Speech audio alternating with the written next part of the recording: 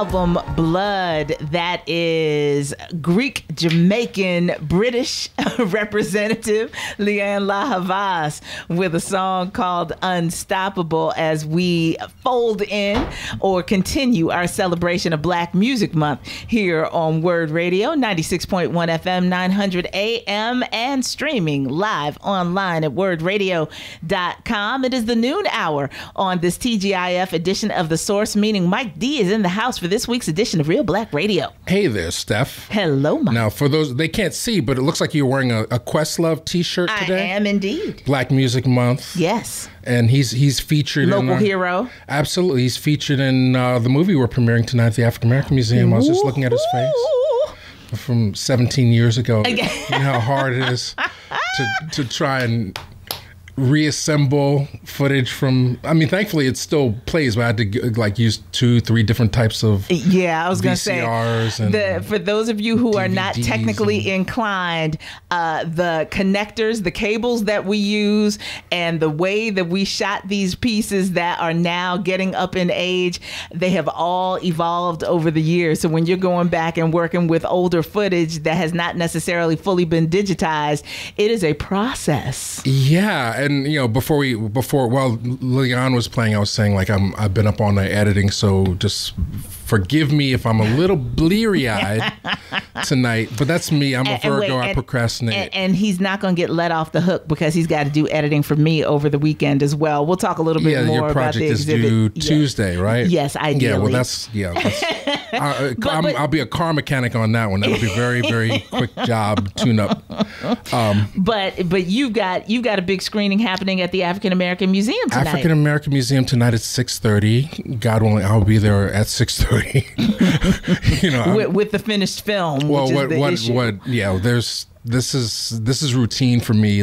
Actually, I'm having deja vu flashbacks when we premiered this. What we're showing tonight is for Black Music Month at the African American Museum. We're doing a salute to Lady B. Yay! And that's a 20-minute film that I actually was commissioned to do for her 30th anniversary on the radio, which was in 2011. Yeah. And it was never screened in public because it was supposed to screen that night, right? It was torrential rain at the Dell. The Dell. The concert went on. It was a crazy, great show because Will Smith showed up and Public Enemy was the headliner, and we were talking about Belle Biv DeVoe last week. They were there, jumping over each other's Ronnie, Bobby, legs. Ricky, Mike. So RBRM. Yeah, well, Bobby wasn't there. It was just Belle Biv DeVoe came out. It was a great show. But my movie didn't screen that night. It was raining, and then I said, well, let's show it for Black Music Month. But then I also wanted to premiere some work from this other documentary I was doing called Bring the Beat Back, which was the very first thing I attempted to do here in Philly. And the end result was the Philly Boy documentary with MC Breeze. But the intention was to do a series of documentaries, one on just DJs and one on the unsung rappers and stuff like that. So, for a long since I started, I've always been they're like my superheroes in real life. As a kid, I had all the records, and then when I got my equipment, my desire was to make a film about them. Yeah. And then they became my friends. So it helped ingrain me into the fabric of the community. And I know tonight is going to be great because we're going to have a panel so far confirmed. Lady B is confirmed, obviously. MC Breeze, Funk Wizard Snow, and Schoolie D. Nice. And Malika Love is going to be there, and Yvette Money will be on the panel as well, and Michael Cord is going to be in the building, who had all the Hip Hop 101 events at Temple, which we have a few of those on our YouTube channel. So, but so I'm excited, but I think at a certain point I may crash. I might have to get an Uber home or something, because I'm just right now, Tough Crew is giving me life right now. Just kick the ball and all that stuff is just giving me life. But in about 6 more hours, I'm going to hit a wall, I think. Yes. But it's going to be well worth it. And I hope everybody comes out. I was going to say, try to give yourself a fairly steady stream of caffeine or other stimulants like ginseng to kind of keep you moving so that the crash is not so bad. Gotcha. Because, you just got to kind of energize yourself to get past the wall so that you are safe operating a vehicle and editing and doing all the other things that you need to do. But you know, one of the things that I think is great, and you and I will get a chance to talk about this more next Thursday evening, but for people like me who were not born in Philly, because I can't say I wasn't raised in Philly. Right. Philly did a lot to grow me into the adult that I am now. And I got footage of you too, but I'm not. It's not going to be part of the night tonight. But Soul Sanctuary. And you know, the whole idea of Philly was I want to say almost obsessed with hip hop. Yes. And one of the things that I always say is kind of a determining factor between people who were born and raised here and people that came here at a different stage of their lives and have fallen in love with Philadelphia in a different kind of way is that hip hop was important to Philly. I mean, to DC. But we always had our native go-go music. So there was a balance there that we didn't take on hip hop hook, line, and sinker in the way that Philly did, because there was always the homegrown go-go music that was what we gravitated towards in terms of outings. You know, a lot of the concerts were all ages, so we could go there, and it was a different kind of vibe. So I grew up in hip hop after I came to Philly because it was so much more ever present here in the city. But I will say that among the early hip hop that I loved and that I adopted, I had the original 12-inch of Girls Ain't Nothing But Trouble. Okay. And so that's 87, yeah. Yeah, so on, you know, Word Up Records. So DJ Jazzy Jeff and Fresh Prince were that presence for me that kind of helped me develop an appreciation for hip hop. And I think that's a great thing. I mean, I had all the early Sugar Hill records and everything too, but in terms of thinking about hip hop as more of an East Coast thing as it was in its inception, right? Philly and Schoolie D too were in the mix of well, that. I'm kind of like Kanye with the listening party release. Like, it's still the track list is still being shuffled. Like, for those who were listening to the live stream last night, it's like, okay, this is not the order that was promised on these Nas songs, right? So everybody's like, you can see the people, what is this? What's happening here? What song is that? Everybody's trying to figure out what song it is and how. That was Erykah Badu also for Mama's Gun. Okay. That what's on the back of the album is not the order that the songs play on the actual CD. So I'm just saying that to say at one point the movie starts off with Schoolie D saying, like, you know he started out playing guitar. He was a musician, and he's got I don't know if he's gonna make the cut. He used to do he draws his own X-rated cartoons and sell them in school.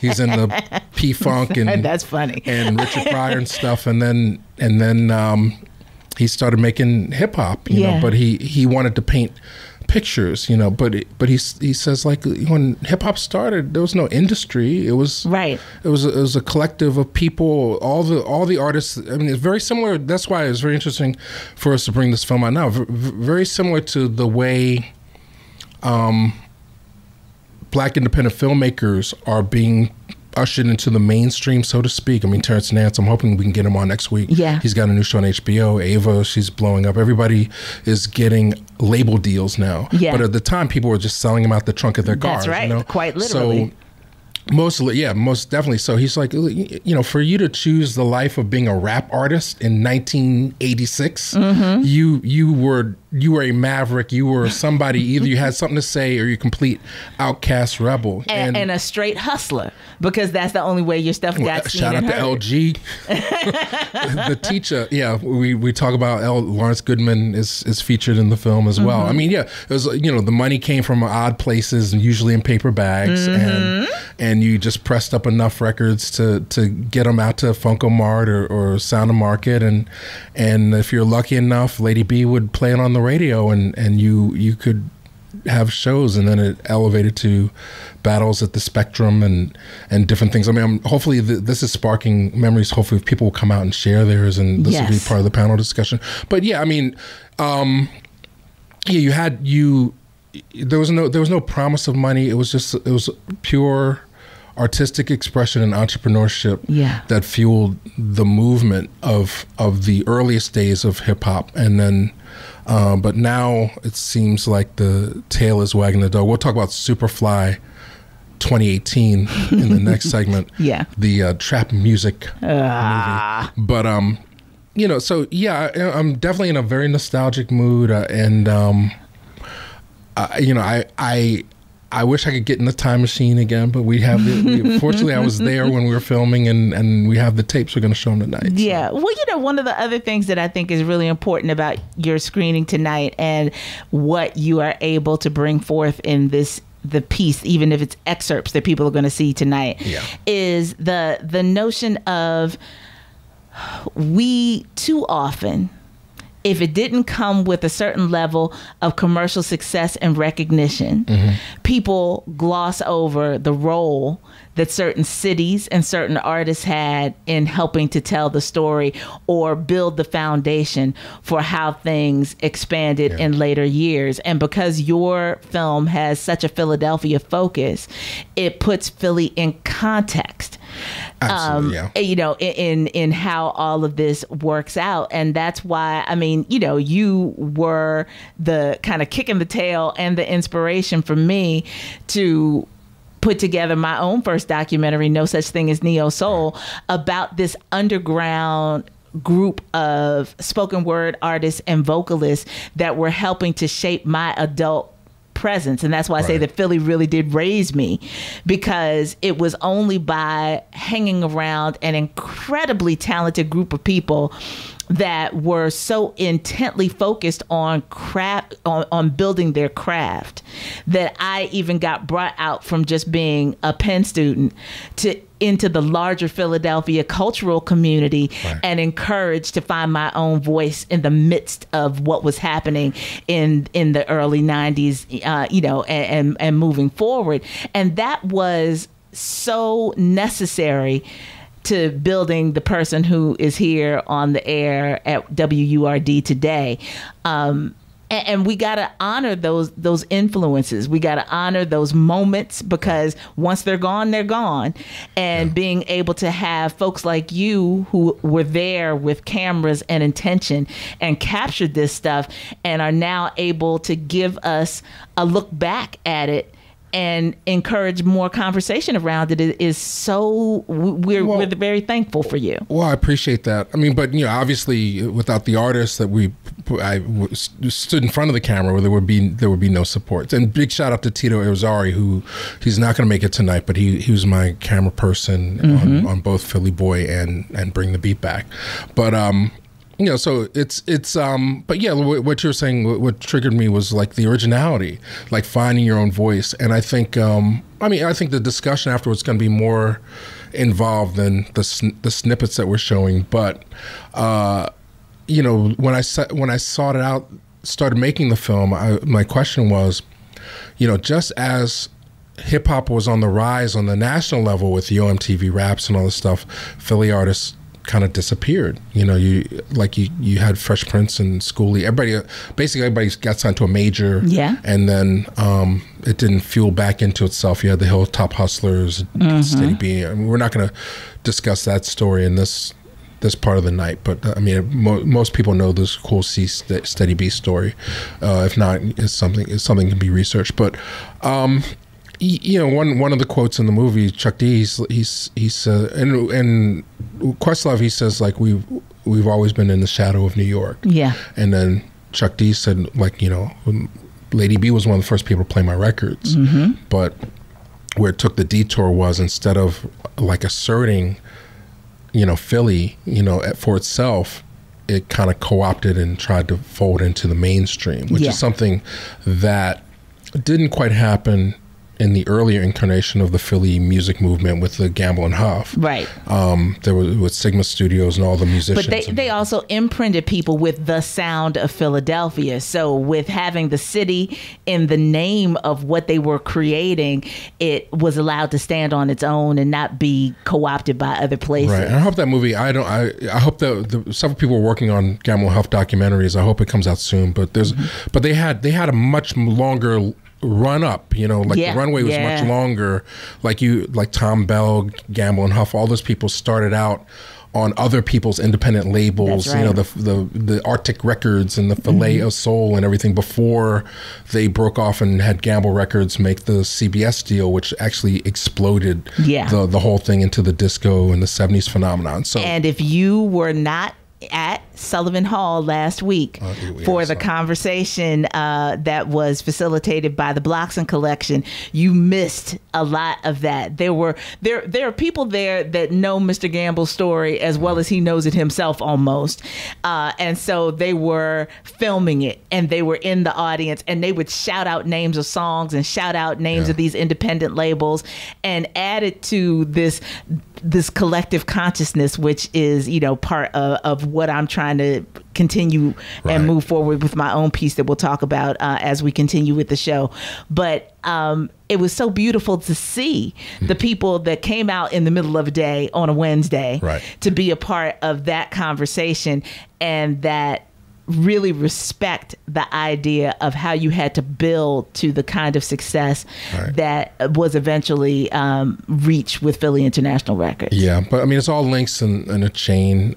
You know, the Philly International people were informed by the Jazz. The Peps people, you know, Billy Paul performing at Peps and become a big, you know, #1 recording artist, Grammy winning artist, you know, to Questlove having a direct link to the previous generation with his father, Lee Andrews. And then, so we're just looking at a little piece of it, which is like from 79 to 91 or something like that. And then, you know, clearly Eve, Beanie, all those people come back in 2002, you know, so, and now, you know, I'm not, you know, you got the little Uzi Verts, although he's not from Philly. I don't think he makes the same connection. Maybe we're in trouble. So maybe we need to have these sort of reminders and just reorient people to the fact that it's really about the art and originality as opposed to just doing what's going to make you some money. There's ways to feed your family and be creative at the same time. And why it feels so deeply disrespectful when some of these younger artists go on national programs and go, I'm the hot thing now. Why do I need to know what happened 25 years before me? They need to know about me because it's all about me right now, and how counterproductive that is in the long run. Wow. So with that, we're going to pause and take 2018 take our first commercial break of today's program. You're listening to Reelblack Radio, a part of the TGIF edition of The Source. I'm Stephanie Renee. He's Mike D. We'll be back with more after this. I'm so happy when artists do not experience a sophomore slump. I raved about this young man's debut album. It was Grammy nominated and it lost to Gregory Porter. So, I mean, you know, it's one of those things where you just have to go, okay, well, you know, you didn't lose to a scrub. And I was glad to see him coming back representing Jacksonville, Florida. This is drummer, composer Jameson Ross from his sophomore album, All for One. The song is called Safe in the Arms of Love. And we send that out and wish that for everybody in our listening audience today, despite the foolishness that is happening in the world around us, that you find some safety in the arms of love, you know, that lifts you up and keeps you motivated to doing whatever it is that you want to do to contribute to the goodness that is happening in the world around us. And when you can do it with beautiful sounds like that, it makes Black Music Month that much sweeter. Well, that being said, well, you know, you mentioned Gregory Porter. He's coming to Philly August 23rd. Yes. With Patti LaBelle. Yes. At the Del East. Yes. So I think the tickets are going very quickly if they're not already gone. So yeah, it's going to be an amazing, amazing show. I had the pleasure of seeing Gregory Porter, Liz Wright, Regina Carter, Valerie Simpson, and the Christian McBride Big Band with special guests at NJPAC last year as a birthday gift.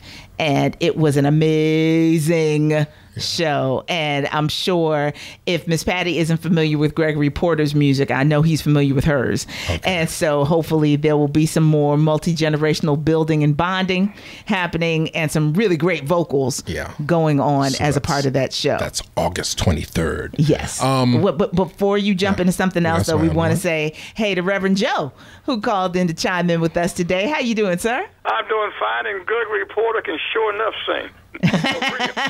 Yes, sir. Listen, what you said, Stephanie, is so important to your co-host there about what we did. I'm talking about the old folks. Yes. It's what is enabling the younger singers to do what they're doing now. They need to know that. They need to know all this. And one fact that your guests may know, Crestlove's father, Lee Andrews, I sang with Lee Andrews' father, Beecher Thompson, with the Dick Turner Bird for 50 years. Nice. Wow. And a lot of people don't know that Crestlove's grandfather was with the world-famous Dick Turner Bird. He was a natural tenor. Mm-hmm. No mic, need nothing, just a natural tenor.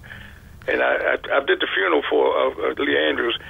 And a couple of people knew that, but most people didn't. Right. Well, that's why we appreciate all that you have contributed to, and all that you bring to our airwaves with this body of knowledge, Reverend Joe, because we need to be able to pass this information down from generation to generation. And like you said, a lot of people just don't know. And because we depend on commercial radio playlists in order to give us what they think is hot and what we're supposed to be listening to, and we're not digging in the crates like we used to, we're missing a lot of these connections. So that's great information. Well, the Dick Turner Birds were with Ray Charles a few years ago, and somebody kept saying, Elvis Presley is the king, and Ray Charles is the king of what? The king. No, I mean it's the same beats, the same rhythms that go all the way back to the because our folks were studied. Mm-hmm. And people found their own inroads into these labels and into these recording studios in order to take what they studied and kind of interpret it for themselves and try and profit off of it. Well, the other night I went to WXP and had a big thing at University of Penn about gospel music. Yes. And they said if it had not been for the black church and gospel music, it wouldn't have ever been an Elvis Presley, because he hung around black church as long as he could trying to sing black. Well, Reverend Joe, it might tickle you to know that Elvis is my 8th cousin once removed. Get out of here. And so it wasn't just that he was studying it, that it was also along his bloodline as well. Well, wait, now, last week you said Harriet Tubman was your 8th cousin. Yes. So you got 8 cousins on both Harriet Tubman and Elvis? Yes, isn't that something? Isn't that funny? Okay. Well, keep doing what you guys are doing. The only hit Elvis Presley really ever had with the Jordanaires singing the gospel song. So figure that one out. So anyhow, have a great week, and keep doing this with the Black Music Month. We need it so bad, because it's a great history. This black music changed the history of the world. And yes. We're about that one. Indeed. Thank you so much, Reverend Joe. You take care. So, in the ghetto. You're related to that? Huh? In the ghetto. Is that what he's saying? Elvis? You don't know any Elvis songs? Hound Dog? My family. I came across it. Always thought he looked a little ethnic because he had nose and lips. True. So people like him and Harry Connick Jr., it's like, y'all got Africans on your family tree, and Harry Connick Jr.'s are much closer than Elvis's are. But you sound like Nas now. He said he said the founder of Fox News was a black man. That's a fact. It was one of his raps. Is that true? He had people Googling, on the live. I'm saying, people like Clark. So Harry Connick Jr. is like Clark Gable. They both had black grandmothers. Okay. So it's like the information's out there, folks. We won't get into a claim your people session on this show, but it's true. I'm just glad that Nas has got something out, because quite frankly, a lot like legal things also kind of hurt black music and hip hop, because making it difficult to sample things. It's all art prior to the 90s, when black, Public Enemy and all that stuff started like incorporating all those sonic collages, and trying to empower people. They shut that down, and also the Two Live Crew and all that stuff. The law had to evolve around this rapidly emerging art form. Right. So, you know, everybody was trying to snatch their little piece of profit making as it related to all of this. There is an excellent film, ladies and gentlemen, a documentary called Copyright Criminals. And it talks about those early days of hip hop and sampling and how the law was running to catch up with all of these innovative producers, and the people that benefited from that and the people that really had a hard time as these laws started being developing around some of the early popular hip hop. Right. Yeah. So, I mean, but basically, I think one of the reasons why we are in where we are now is up until that, the entire history of music, it was free. You could freely borrow from other people's art and incorporate it into your music. You take an Irish folk song or whatever, reinterpret it into your version. But when they started counting waveforms and things, I mean, I just got a copyright strike on my YouTube. You know, like you have to be more cautious of the law. So a lot of, you know, up and coming rappers, you know, they just said, I'll just make my own music, or I won't listen to other people's music and lift from it, you know. So unless you're Drake, who just like also, he's like the Robin Williams of hip hop. You know, it's like, I don't know how he gets away with that stuff, but he probably pays a good amount of money in order. He pays later. He doesn't realize he's ripping people off as bad as he is. I mean, at least Kanye signed Designer. Like he took Designer's song and rapped all the way over it, but he gave Designer a deal, right? You know, so Designer got to tour, go to Japan and make some money and stuff. But Drake, I don't know. He's sending invoices out to people. He needs to be paying some people back for some of the styles he's lifting. But anyway, Superfly. Yes, I was going to say the Nothing New Under the Sun summer releases coming to a theater opening near today. Actually, opening Wednesday. And they were hoping they could squeeze $10 million out of this beat. And Rotten Tomatoes, and it started out with like 76% fresh rating, and now it's down to 56%. And you know, I saw it Monday, and people really, I started to question the human race because everybody seemed to like it, but they didn't pay for it. I'm like, why would you? So I said, I'm on a different planet, but I'm conflicted about it because the same complaints that I'm having now about 2018 Superfly is what had the NAACP in an uproar back in 1972 when it was Gordon Parks Jr.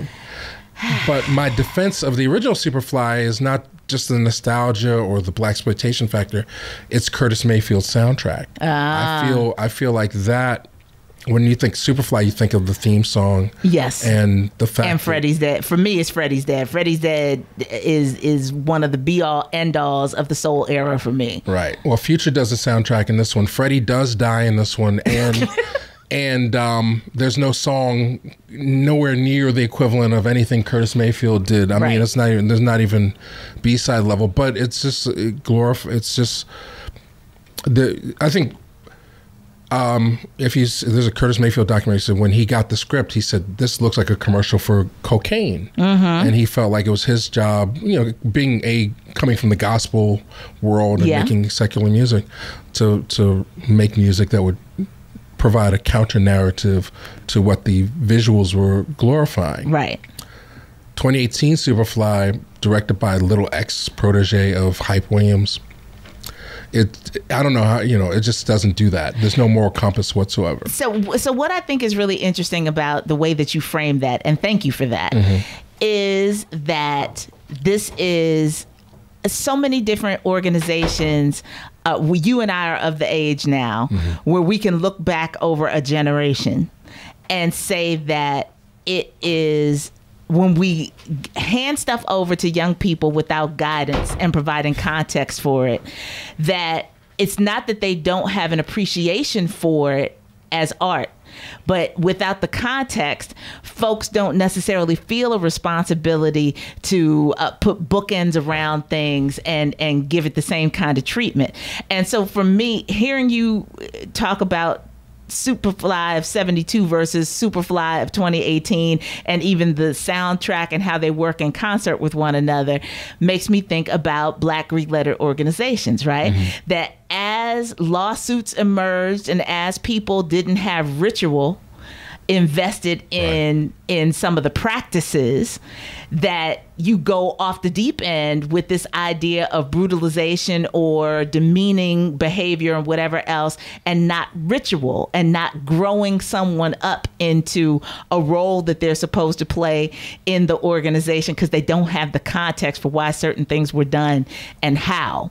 And there's a lot to be said for Hollywood only looking for the next dollar and not having any investment in the cultural conversation that should come along with some of these pieces. And if you don't have somebody who's conscious at the helm or even writing or in some, just taking some level of responsibility to even tell a good story, you could just be, you know, I mean, there's like cat fights. I mean, look, on one level, I'm like, okay, I'm watching a 30s Warner Brothers movie. You know, this could be Bogart running the strip club and selling cocaine out the back, you know. But then, you know, as I'm watching it, I'm thinking about how many great drug dealer movies there have been. Yes. And I'm thinking about how many great hip hop movies there have been. Yes. You know, and I'm like, this is just, you know, a missed opportunity. I didn't hear anybody complaining about lack of money the way Hype Williams got ripped off when he did Belly. Like he went in knowing they didn't have a big enough budget, and he had, you know, Belly is 20 years old this year, I think. Oh my goodness, yeah. It's his 20th anniversary. So, but you know, the club, I mean, Hype Williams did more shooting on film with Belly, not having enough money, the ambition there much greater than what Little X has in this one. It's sort of like weird. Like the opening scene, he's running a nightclub, but then he also has like this little furniture outlet where all the other stuff happens. Like, so instead of shooting up the nightclub, they shoot up the furniture outlet. That's where he's got all his money hid and all. You know, so all this kind of like, you can see how they're navigating around the budget a little bit, to make things work. But you know, it's a glorification of idealized male fantasies, guns. But I mean, I just feel like Hollywood will give you all the money you want to tell that story. Yeah. But then that's your end game. Like the movie's not gonna make any money. You know, actually, I don't think he's gonna go through this again. You know, I mean, the same thing. RZA made a movie, and you know, it didn't even get distributed hardly. You know, so. I think when you have the opportunities, you should, you don't know if there's going to be another one. So why not try and not blow it out? Yeah. Why not try and make a good film? Future, you have an opportunity to have your name on a soundtrack. Why just throw your Outcast 2 songs on the thing? Like, look at it as an opportunity the way Isaac Hayes did, or Curtis Mayfield did, or James Brown did. And Isaac Hayes ended up with an Oscar. Or even, well, good luck with that one on Superfly. You know, like what best cocaine lines or something, well, you know, set dressing or something. But you know, even Babyface with the Waiting to Exhale soundtrack. I mean, they're not, you know, but I guess it's not even worth their time, the kind of money that Hollywood's paying versus what they get to make some of these beats and things. So, well, I mean, so you've heard the very lukewarm review.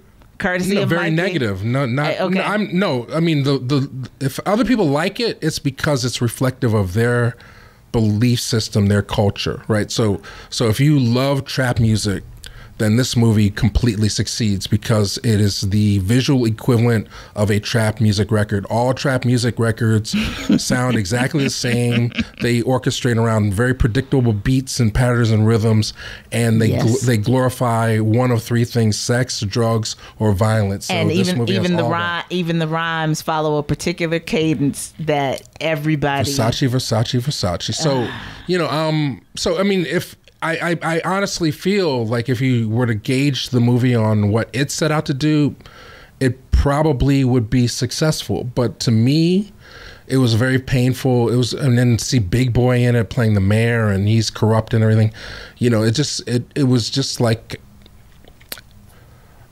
2 notches below Soul Plane. Soul Plane still has a record, but this is just like watching genocide and watching Hollywood endorse it. It's one thing when it's independent producers like Sig Shore, like saying, hey, I'm going to put some money in and sell my movie to Hollywood and it's going to make a lot of money. But for Hollywood to look at this as a property, hey, we can make some money off of it.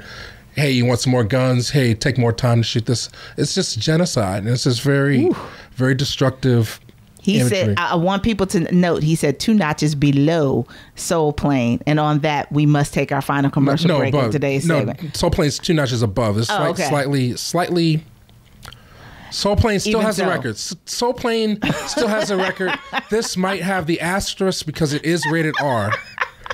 So hey, I think all of us need a moment to breathe on that. We're going to take a break, and when we come back, Mike and I are going to talk to you about our next collaborative effort that is in conjunction with my first curatorial project, a photo exhibit, and we want you to come out to the opening next week. That and more when we conclude this week's edition of Real Black Radio. Stay tuned.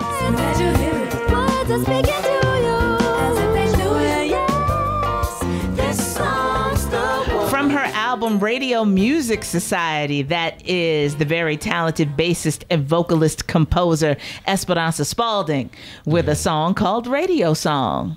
And it's the whole idea of what commercial music used to be. Yes.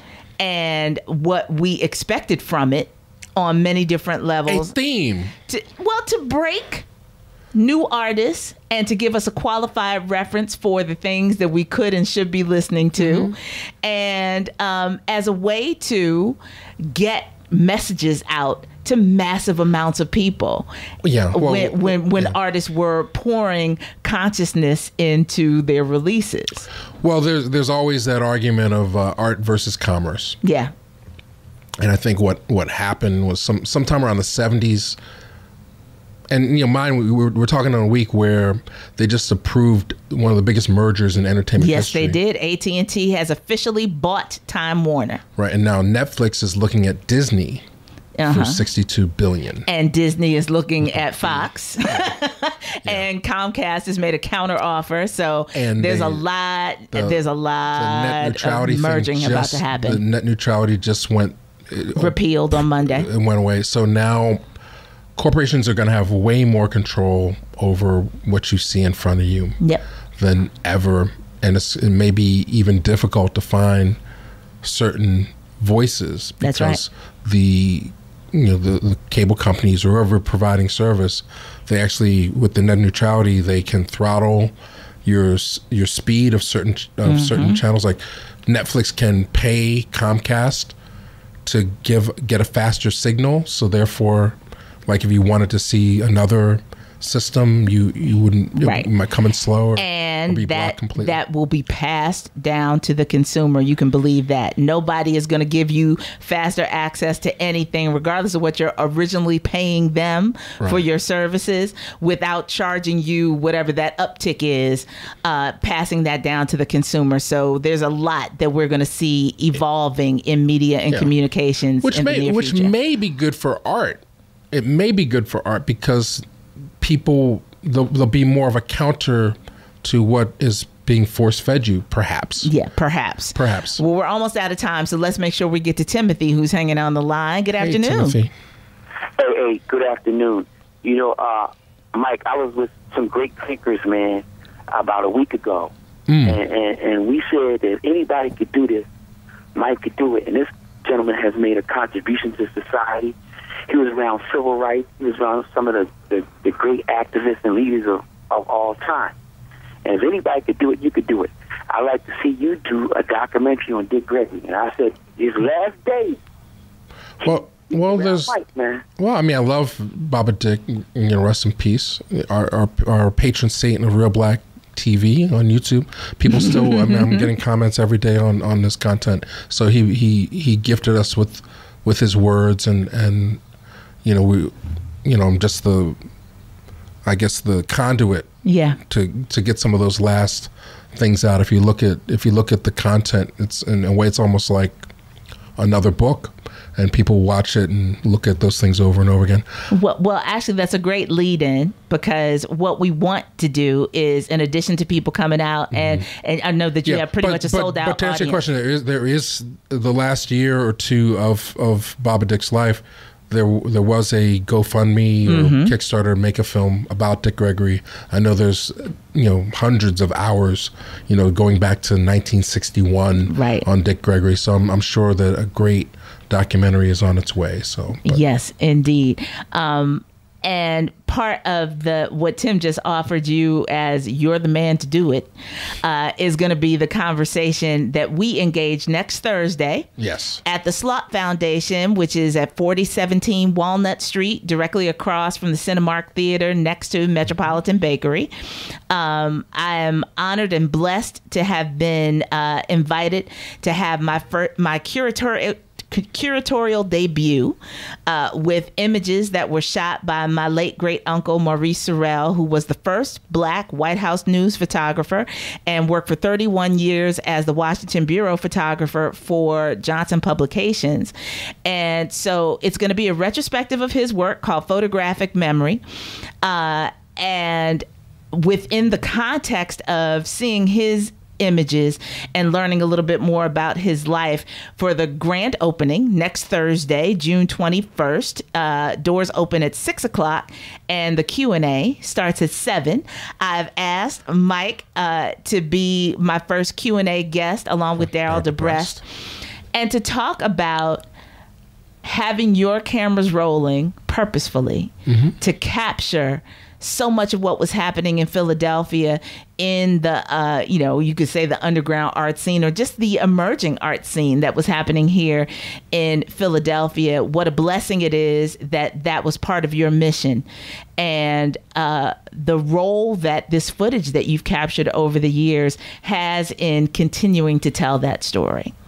Absolutely. Well, I mean, for those who don't know, maybe this is a time just to give people lead in for Thursday. I always say I'm privileged. I went to film school. Yeah. So I'm trained, a master's degree in directing from American Film Institute, Bachelor of Fine Arts from New York University. Worked on Beloved. When I came back, I was still working at a video library, which is where I met Daryl DeBrest. And he said, hey, I'd read about Black Lily, and he was like, hey, you should go down there. I've been filming. And so we went down, and it's weird how things intersect. I had no idea, but Tito, who I worked with on Philly Boy, he was filming Black Lilies before we were filming. Like, he stopped and then we kind of took over. So we always, it's weird how things intersect. I didn't know this until years later that we were kind of doing the same thing. So I would say, 2000, 2001, technology had shifted similar to the way it is now, where you could get a mini DV camera and shoot things that would have the same, because it's digital, there's no generation loss on like on VHS. Yeah. You could shoot stuff and it'll be good enough for TV. In fact, some people were shooting things with the same kinds we had and putting them in theaters, like Bamboozled was shot on video, Chuck and Buck and stuff. So, that was just enough for us to empower ourselves to believe that, what we were doing would ultimately make it someplace. Yeah. But most of it's in boxes in my apartment. And I get to, and in mine, I get to bring some of it out on Thursday and talk about it. But yeah, but now, my main point, if people don't make it Thursday, is like anybody has a camera phone, has way better equipment than what we had 20 years ago or 18 years ago. And there's no reason why you should not be filming your family, talking to your relatives, even documenting yourself and what you do, because through documentation, not only are you capturing history, but also through self-ethnography, you start to see patterns in your behavior. Like, it's funny, certain things repeat. I was filming regularly. I know we gotta go.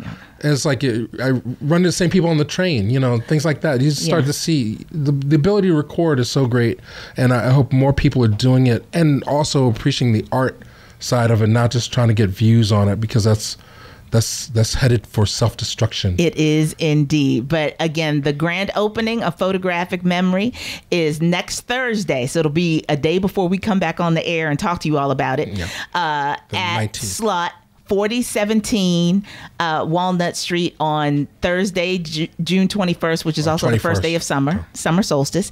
And it'll run through July 21st. So you have a month to get out and see it, free and open to the public during gallery hours. But the conversation that we're going to have is next Thursday evening, beginning at 7 p.m. And Mike will have what we're calling an immersion experience in one of the side studios as a part of the gallery, where you can also see some never before seen clips and rare footage that he has shot over the years. It's going to be a great time. So we hope to see you there. But make sure, almost sold out show tonight at AMP. Also support Reelblack. Yeah, and avoid Superfly. If you're going to movies, go see Incredibles. And Incredibles 2 was great. And so we can talk more about that next week. Go see Incredibles 2. Yeah. Stay away from And we're out of here. Brother Shamari is on his way in. Keep your dial locked here on Word Radio. Take care, everybody. Speeding, rolling, action, making movies in Philly the main attraction. Cut, this to end for me. But if I don't see you later, then I see you in the movies.